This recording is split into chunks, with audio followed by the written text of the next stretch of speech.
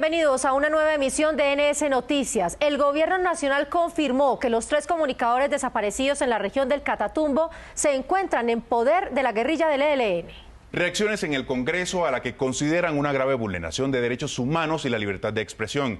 Desde el Senado cuestionan el actuar de grupos armados ilegales.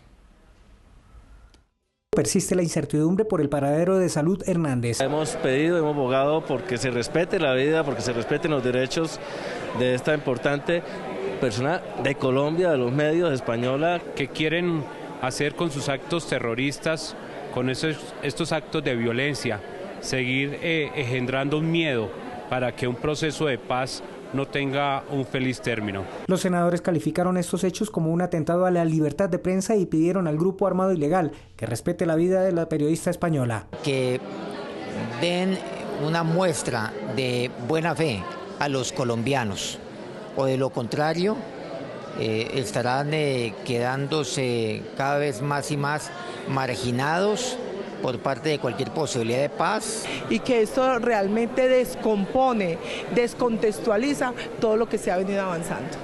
El senador Alberto Castilla, oriundo del Catatumbo, lamentó la práctica del secuestro, pero exigió respeto por los habitantes de esa región, pues consideran que los están estigmatizando. Y no nos señalen más, no nos estigmaticen más, respeten la comunidad, que nosotros no queremos sino que haya paz y tranquilidad. Vamos ahora con los titulares de Más Noticias. Pasó a sanción presidencial la ley que autoriza el uso de la marihuana con fines medicinales. No al plebiscito para refrendar acuerdos de paz de La Habana. Las FARC insisten en que la constituyente es el mecanismo ideal. Gobierno confirmó que habrá reforma tributaria. Aumentar el IVA entre las recomendaciones de expertos. No vamos a permitir se graven los productos básicos de la canasta familiar. Trabajadores del servicio doméstico tendrían prima. El proyecto de ley que beneficiará a 800.000 colombianas está a un paso de ser aprobado. Esto que busca generar un sentido de la equidad.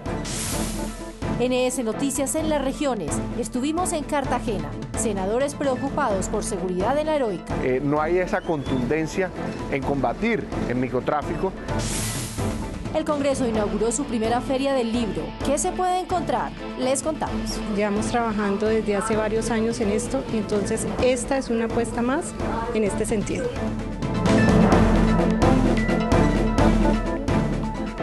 El gobierno y las FARC declararon en sesión permanente las conversaciones en el proceso de paz. La guerrilla insistió en que no acepta el plebiscito como mecanismo para refrendar los acuerdos de La Habana. La senadora Claudia López dijo frente a los últimos hechos de La Habana que lo que se requiere es más acción y menos debate frente al mecanismo de refrendación. La paz necesita no son articulitos ni blindajes legales, sino hechos concretos de paz.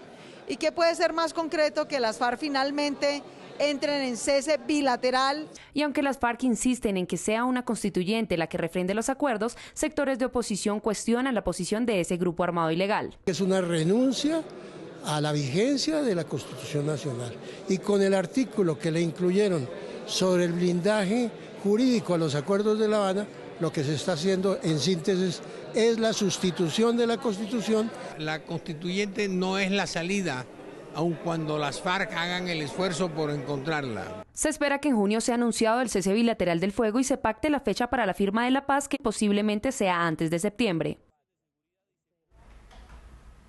¿Qué pasa en La Habana? El senador Roy Barreras acaba de llegar de Cuba y nos cuenta cómo va la paz.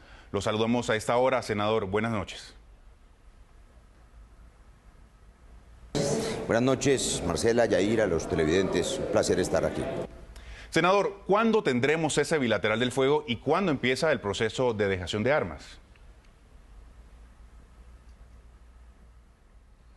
Regresamos anoche para acompañar la audiencia que habrá en la Corte Constitucional defendiendo el plebiscito, que es el derecho que tienen los colombianos para decidir directamente en las urnas la refrendación popular, y regresamos inmediatamente. Nos hemos declarado en sesión permanente hasta poder cerrar ese punto, que es el punto final, el punto 3, que se llama así: cese del fuego bilateral y definitivo y dejación de las armas o fin del conflicto.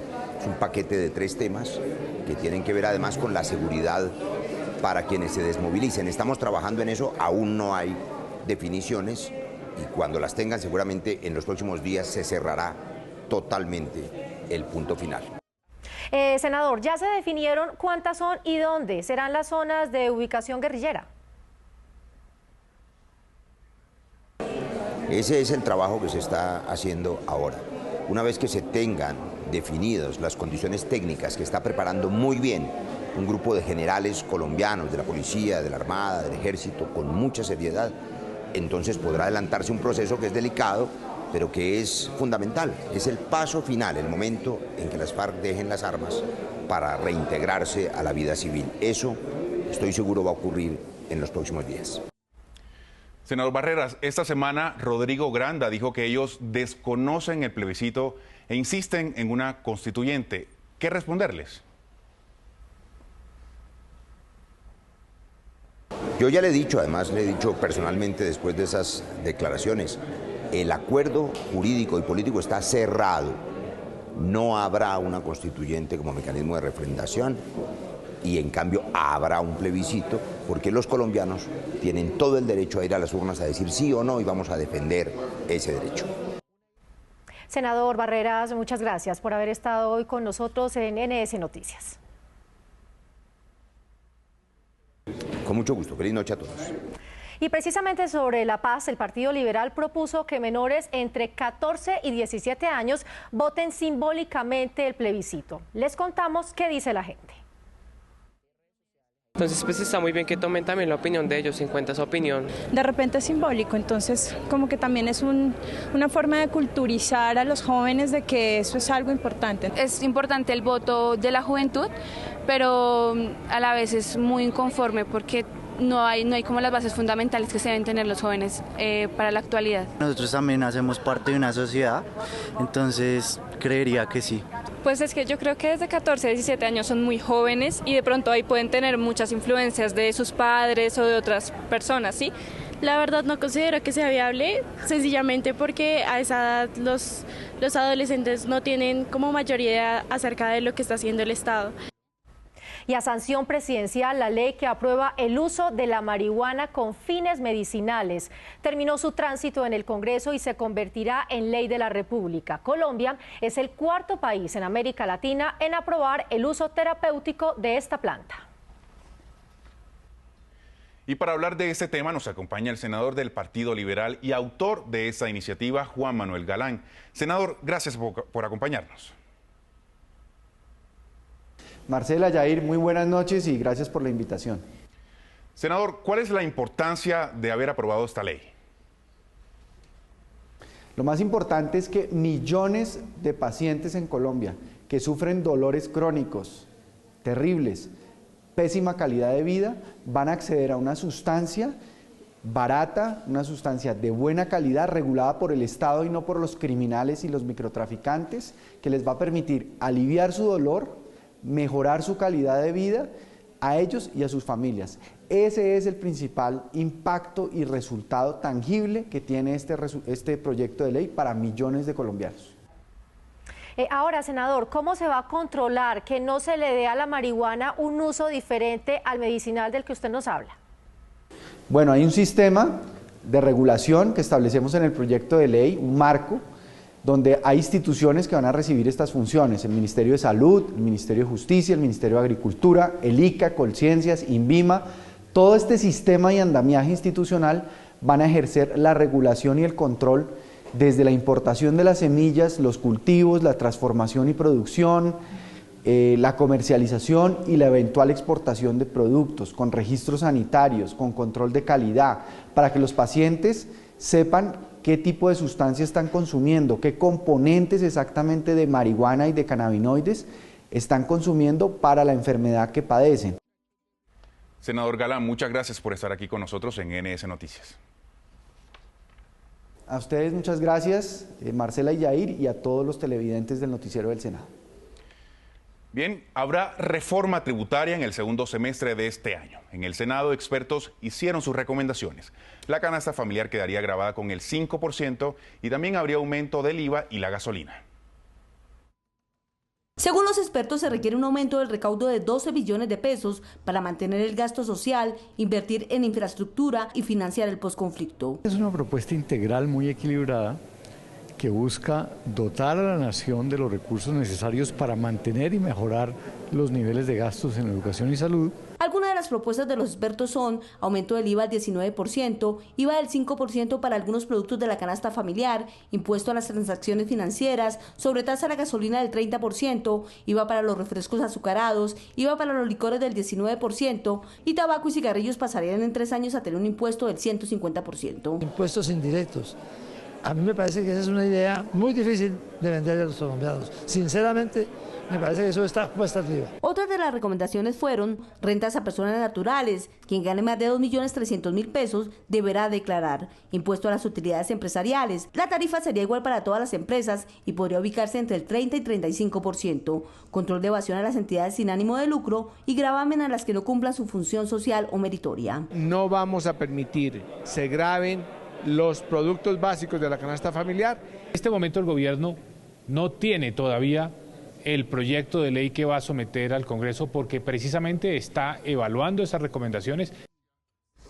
Se abre paso en el Congreso la prima legal para trabajadores del servicio doméstico. Empleadas, mayordomos y conductores tendrían acceso a estos pagos. Con esta iniciativa que cursa en la Comisión Séptima del Senado, los trabajadores domésticos recibirán 2 primas legales al año, como todos los empleados en el país. ¿A quiénes se les va a dar esta prima de servicio? A las trabajadores y trabajadoras domésticas, a los trabajadores de finca y a los trabajadores conductores de servicio familiar. El empleador que incumpla estará sometido a sanciones que serán reglamentadas en la ley una vez sea sancionada por la Presidencia. Y de esta manera ya no se puede obviar ni existe excusa alguna para el reconocimiento de la prima por prestación de servicios de los empleados del servicio doméstico. Esto que busca generar un sentido de la equidad en materia laboral, ya que estas mujeres y hombres dan lo mejor de sí en un trabajo que es poco recompensado y que hoy el Congreso de la República legisla en favor de ellos. La ley busca brindarle a este grupo de la sociedad igualdad de derechos laborales. Seguro por desempleo. Cobija a quienes hayan tenido un empleo formal al menos durante 12 meses en los últimos 3 años. Pueden ser continuos o discontinuos. Requisitos: acercarse a un centro de desempleo con una carta de terminación de vínculo laboral, cédula y diligenciar el formulario. Foro en el Congreso sobre víctimas de falsos testigos contra las Fuerzas Armadas. Senadores del Centro Democrático e invitados especiales discutieron el tema. Al foro asistieron las víctimas, sus familiares y abogados que piden que el delito cometido por estos falsos testigos no quede impune. Venir a este Congreso de la República con la voz de los que no tienen voz, ya que son tantos militares y policías de la patria que son víctimas de este infame método del falso testigo para acabar con ellos. NS Noticias en las regiones. Estuvimos en Cartagena, donde hurtos, pandillismo y sicariato alteran la tranquilidad. Desde la Heroica, los senadores piden mayor efectividad. Según la organización Cartagena Como Vamos, para el 70% de encuestados en un estudio realizado en esa ciudad, la inseguridad está a flor de piel. Están atracando mucho, quitando mucho teléfono. Por lo menos en los barrios de estrato 1, estrato 2, que es donde se está dando más índice de criminalidad. Hay ola de atraco, robo a cada hora y a cada momento. Para el senador Fernando Araujo, hay bandas organizadas enquistadas en los barrios y que son las que originan la inseguridad. No hay esa contundencia en combatir el microtráfico, que es la fuente de la delincuencia, bien sea para proteger el microtráfico o el drogadicto en muchos casos para poder financiar su consumo. Entre las soluciones, según el senador, es la integración de todas las instituciones y poder ingresar a reconocidos sectores permeados por la delincuencia, como el Tamarindo del deprimido barrio del Pozón. La Policía Metropolitana, la Alcaldía Distrital, inclusive la Infantería Marina, el SMAT, para entrar a sectores de alta peligrosidad como es el Tamarindo. La alcaldía local, con el apoyo del gobierno nacional, anunció en días pasados la adquisición de un poco más de 500 cámaras de vigilancia para toda la ciudad. Fue aprobada como ley de la República la política alimentaria para los menores de edad en el país. Con esta nueva ley, el programa De Cero a Siempre será una política de Estado y no un programa del gobierno de turno en el país. Esto obliga a que todos los niños de Colombia tengan un mínimo vital de comida. Queremos que esto tenga una continuidad de por vida y ojalá en algún momento Colombia tenga los suficientes recursos para que los 6 millones de niños que hoy estén, todos se puedan servirse de esta importante iniciativa que hoy, luego de la sanción del presidente, será ley de la República. Hay preocupación por la baja calidad de la educación en la Orinoquía. La infraestructura es deficiente y hay falta de vigilancia en contratos de alimentación infantil. El debate de control político en la Comisión Cuarta del Senado dejó en claro las dificultades en el acceso a la educación para los menores de esa región.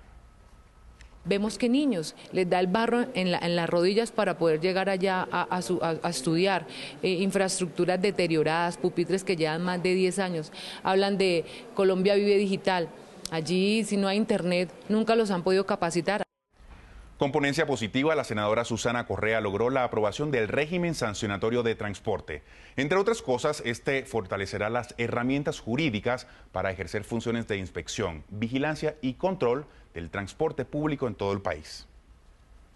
Las principales finalidades del régimen sancionatorio del transporte son precisamente proporcionarle al sector transporte un procedimiento administrativo sancionatorio no solamente propio, sino que sea integral, pero que además responda a sus intereses, a sus realidades y a su dinámica. Senadores de la Comisión Quinta cuestionaron a la Comisión Reguladora de Gas y Energía y al Ministerio de Minas por el desbordado incremento de las tarifas de energía en el país. Piden cobros justos. La costa es una de las regiones más afectadas por los incrementos y por un servicio pésimo, así lo aseguró la senadora Nora García. Mientras no exista voluntad del Gobierno Nacional, jamás vamos a conseguir una solución. Hemos tomado la decisión de que todas las semanas llamaremos al ministro aquí a esta comisión a lo mismo, a mirar cómo está el sistema energético del país, o se busca una solución real o aquí estaremos apagados. Otra de las quejas en medio del debate fue sobre las revisiones periódicas a los usuarios de gas domiciliario. Lo que queremos es que la CRE reglamente este tema para que los usuarios no sigan padeciendo esto que se volvió peor que el mismo costo de las tarifas del gas natural. Por su parte, la senadora Marixa Martínez dice que el Meta y el Casanare no son la excepción y que cada día aumentan las quejas de los usuarios. El incremento en el primer trimestre de este año para el Meta fue del 15%, para Casanare fue del 16%, para Bogotá fue del 20%. Se supone que las tarifas no pueden incrementarse más allá del incremento del índice de precios al consumidor. El senador Jorge Robledo, uno de los citantes a este debate, se pronunció en su cuenta de Twitter. @JE_Robledo hizo una denuncia gravísima. Se están robando 923.000 millones con las tarifas de luz y Minminas no dice nada. Y precisamente la crisis del sector energético es el tema de hoy en Para Contar. El senador conservador Efraín Cepeda pide al gobierno enfrentarla.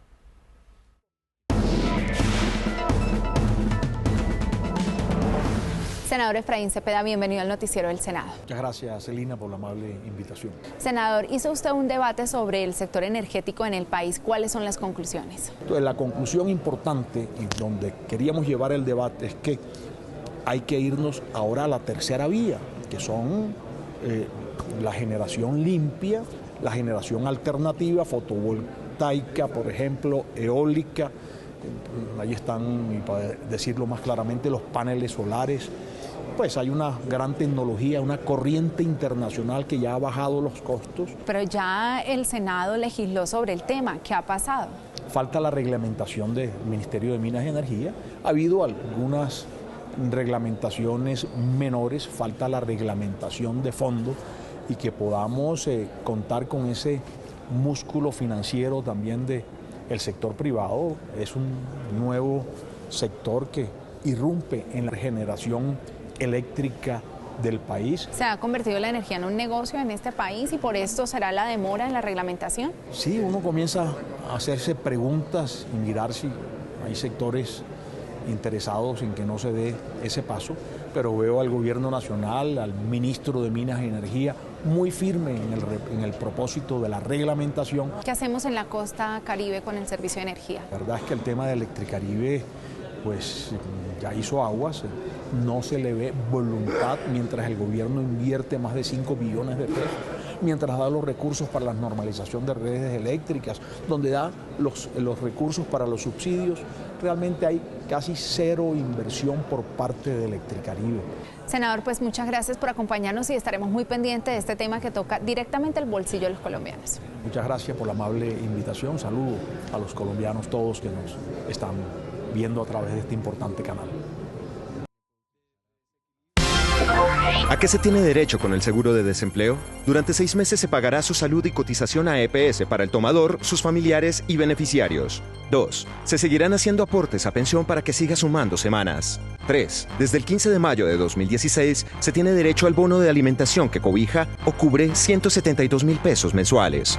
4. Sin costo, se le ayuda desde las agencias de empleo a ubicarse laboralmente.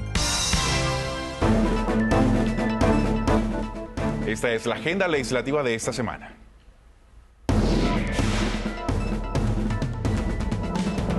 El senador Jorge Hernando Pedraza condecoró con la orden del Congreso en el grado de comendador a la empresa Ericsson Colombia por sus aportes a la tecnología del país. Por varias razones. Primero, porque es una empresa que tiene una amplia trayectoria en el país.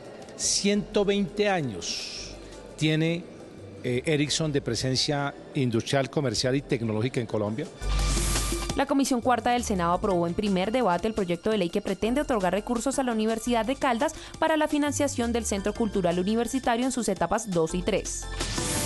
La senadora María del Rosario Guerra condecoró con la orden del Congreso en el grado de caballero al doctor Jesús Olivero Verbel de la Universidad de Cartagena por su trabajo en investigación química y farmacológica. Muy agradecido con el Congreso de la República, el señor presidente y en particular la doctora María del Rosario Guerra, que ha tenido a bien considerar mi nombre para esta importante distinción. Desde la Biblioteca del Congreso, Alexandra Guerrero nos cuenta lo que trinan los senadores y las opiniones de nuestros seguidores en las redes sociales. A la pregunta, ¿cree usted que se le debe reducir el horario laboral a las madres cabeza de hogar? Estas fueron las respuestas de nuestros seguidores. @Margara Jaraba. El horario laboral de las madres cabeza de familia debe disminuir por lo menos a 6 o incluso 4 horas al día. @Claudia Fino Q.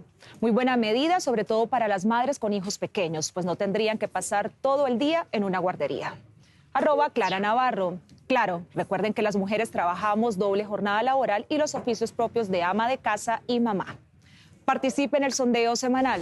¿Cree usted que los jóvenes deben participar con voto simbólico en el plebiscito de la paz? Envíe sus respuestas con el hashtag NS Noticias. Desde la Biblioteca del Senado, en la Feria del Libro, vamos con lo que trinan los senadores en la red. @Mercenado. Estamos abiertos a recibir propuestas que busquen mejorar o complementar el proyecto de ley de aforados. @JE Robledo. En reunión con congresistas y no congresistas de distintos sectores contra la privatización de Peñalosa de la ETB. @Andrés Cristo B. Hashtag Presupuesto Agro. Entendemos la importancia estratégica del desarrollo del campo y la necesidad de mayor inversión. Ahora vamos con lo que trina el presidente del Senado, @Velasco Luis F. Qué buena noticia. Negociadores del gobierno y guerrilla se declaran en sesión permanente hasta lograr acuerdo final de paz. Y justo donde se encuentra Alexandra Guerrero se realiza la primera feria del libro del Congreso. La cultura se toma el Senado de la República y habrá trueques de libros para los amantes de la lectura. Con un minuto de silencio en honor al fallecido periodista y escritor Jorge Consuegra, se dio inicio a la primera feria del libro realizada por el Senado de la República en la Biblioteca del Congreso.